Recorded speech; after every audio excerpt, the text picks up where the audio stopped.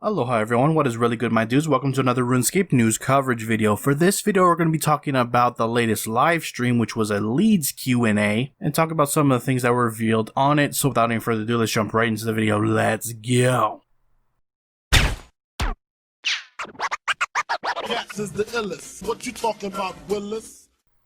Alright guys, so basically for this live stream, Mod Hooli hosted it, and he had mods Mike, Osborne, and Liam on the live stream to talk about some of the burning questions that the community has had and submitted for this Q&A. First and foremost, I want to start off with upcoming things that we can expect that are coming to the game, and then we'll talk about things that are more pie in the sky or may come further down towards the backer end of the year. So starting off, Mod Mike has said that come January 25th, they're going to remove bank presets from the store and give them out to everybody for free. So all of those extra bank preset slots, if you have not bought them, do not buy them because they will be made free January 25th. This is basically part of an ongoing effort that they're doing to streamline things and remove some aspects of the game that were previously behind paywalls. Last year they did it with the additional action bars. This time they're doing it with bank presets. And they said that you can see more of this before the end of the year. So do expect some of these things that were previously premium services to be made free later on in the year. Not only that, around this time, I'm not sure the actual dates, but we're going to see the epilogue of this year-long 20th anniversary quest line before the end of January, so probably on the 25th as well, but maybe next week Monday, not entirely sure, but that is going to be the stepping stone for whatever this celebration in terms of the quest line is going to be.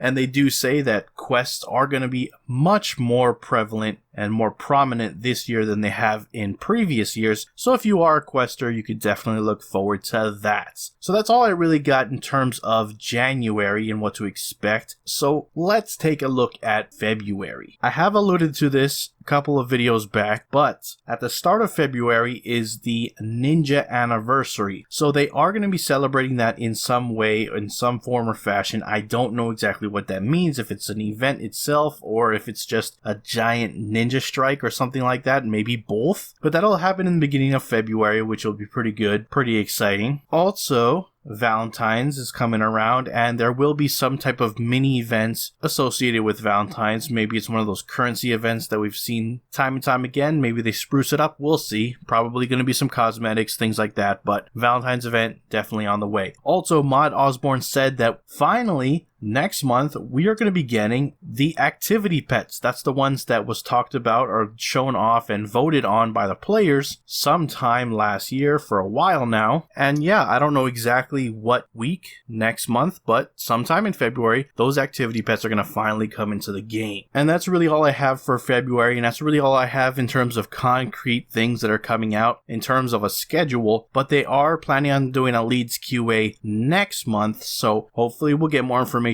there regarding this topic. Now I want to jump into more vague updates in terms of their release date. Starting up with the Elder God Wars dungeon, I have talked about this in the past, but there's going to be a build up to the God Wars in a way that we've never seen previously in terms of God Wars dungeons. The story is going to roll out throughout the year. They want to capture this essence of war ebbing and flowing, factions coming in, factions coming out, some people winning, some people losing, all throughout the year. So there's a real dynamic that's going to happen throughout its course. Sometimes we might have lore heavy oriented updates revolving around this. Sometimes there might be a skilling update, and then ultimately the combat itself with the boss releases. So again, this is content that's going to roll out throughout the year. But the start of all this, don't have an actual release date, but they said it is going to finally start rearing its head within a few weeks, not months. That'll be right around the corner. Next up, I want to talk about graphical reworks, because a lot of people want to see the game modernized. Mod Liam said they are working on modernizing the game as much as possible before the mobile launch, which is one reason why they're doing the avatar rework.